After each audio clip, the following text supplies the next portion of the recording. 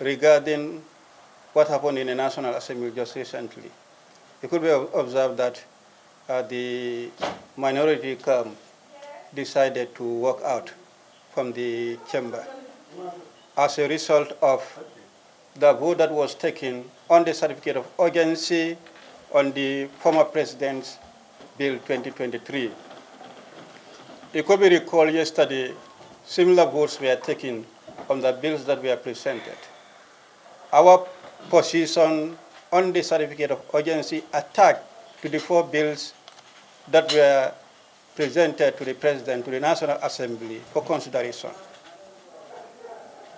The idea or the reason or the rationale behind it is unjustifiable and unrealistic.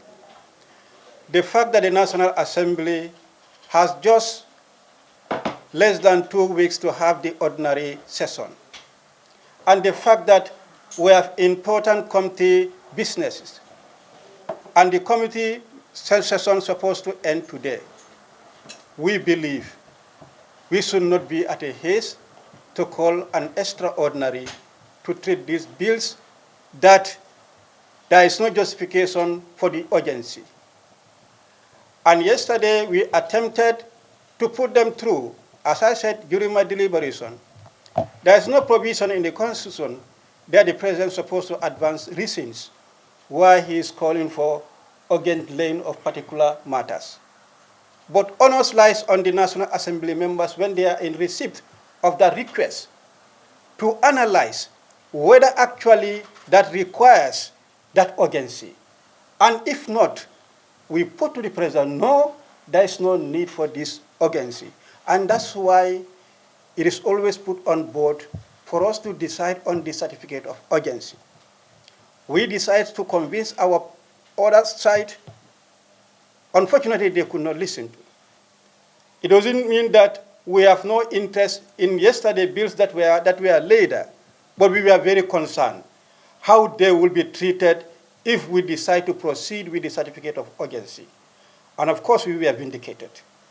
If you look at the reparation bill, it appears we were given a fresh drafting in the bill. The amendments that were made, some of them were not that consultative and were not carefully done. We believe if there had been thorough consultation as we earmark, if the bill should go through the normal process, it will be referred to relevant committee. The relevant committee will do thorough consultation. The input of the outsiders will be captured. And now it will be a committee property. The committee will lay down the report, and then if the report is passed, then the report will be guiding us to do the necessary amendment. Instead of the manner in which we were doing the amendments yesterday, that did not do a good work on the bill to the best of our understanding. And that was our fear. The worst happened in the ban of the ban from public office bill. If you look at that bill, you will see complete redraft. The bill was completely subject to redraft entirely. That means it was put to rush to bring it. And if that is the case, our fear is that we will not be doing justice to the bill. And if that happened yesterday, we underwent that yesterday, and the same thing is going to be repeated. It is their number they count. Now they can do whatever they feel like doing. What happened to us yesterday will not come here and sit to repeat that. The reparation, we are very much concerned. We wanted the needful to be done on it. That's why we supported the certificate of urgency. We opposed the certificate of urgency. But since that failed, we want to capitalize to put our input diligently at the committee of the whole house. But this we did not realize.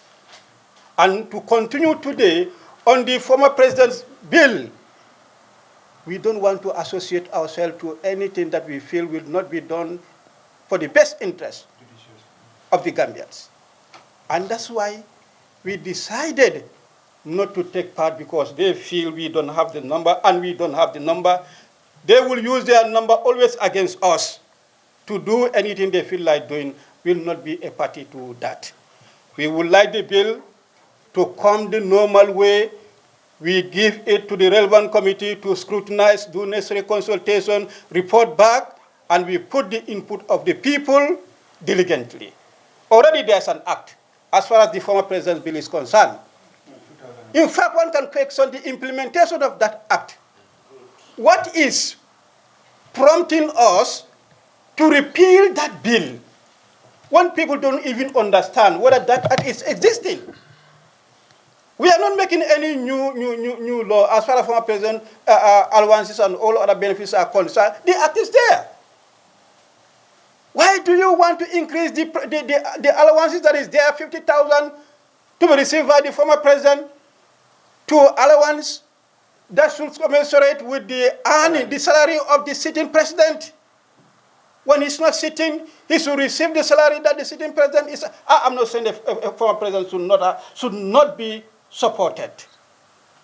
Yes, humanitarian support should be given, but the support that should not be at the detriment of the Gambians. This is what we are saying. Should not be attacked. That's why we are saying the bill should be thoroughly looked into. And what we are seeing here, we are not the only people who can do that because we are working with our political lenses. And we will not be a party to the group that will use the political lenses to vet a bill. Thank you.